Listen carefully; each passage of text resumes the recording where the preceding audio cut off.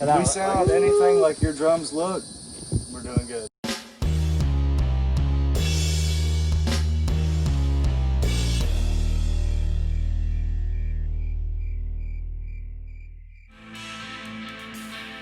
I mean, I think when you expose your original music and you let the world see, you're opening up an area that's kind of private, you know? I do because I love what I do, man, so I was very nervous coming out here with this original material. It's not like you're playing covers, you know what I mean? Yeah. Sharing a piece of yourself. It's an intimate thing to show someone your material, you know? Yeah. Especially something we wrote when I was kind of depressed. Yeah. Man, that's like opening up to somebody. That is. Yeah. I mean, I liked it because you could, you know, you could feel it. Because some, like I've had some people talk about how like, oh, you can only hit it so hard and get a sound, but I mean, but I'm talking about I can feel it. This is a real aggressive style of music. Something that you're probably not used to hearing from our drums being played on. So the name of the band is called Years Following. Brian, Johnny, David Rock. They had an intensity that literally rattled my bones. So I've got some experience with Davey. Davey, we go way back. He was one of the first drummers back when we first started Outlaw Drums. I totally remember that time you played at the park in Sylvester. And I remember you had that massive kit yeah. that you had built. It's Yeah. like one of the first ones. Some of the best material I've ever been part of being included in on, man, and I'm very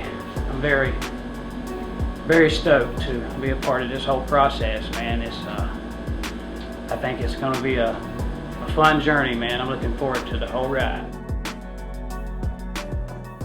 So Davey called me up and he wanted us to listen to his band and what we thought.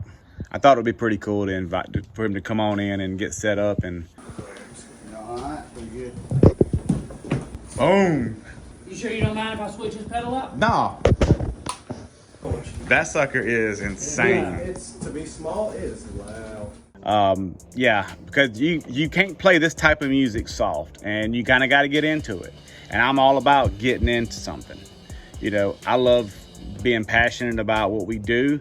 With some of the amps that they were bringing out, you needed something that was going to cut through it and push. So we decided to use the Purple Heart American flag drum. That's so dope. It's beautiful, man. And you know, so Davey said he's starting up a band, wanted us to come here, listen to it, and give him some criticism. I really wasn't 100% happy with some of the levels that I was getting. I do need to make some adjustments, but here's kind of what it sounded like.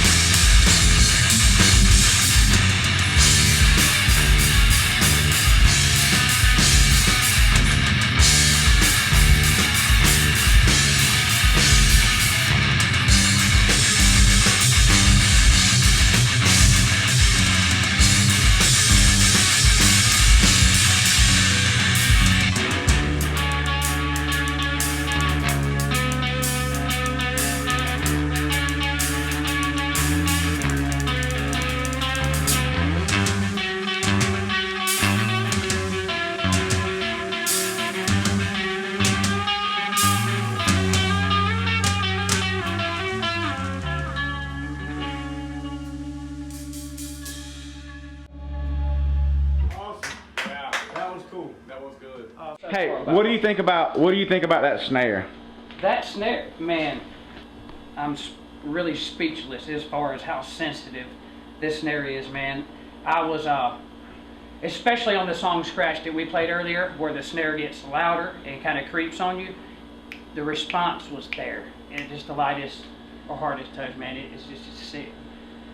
And the finish is to die for. Do you think that Purple Heart cut tonight? Yeah, to say the least. These are gun muffs. Of course, everybody knows they're designed for gunfire. That right there spoke so clearly.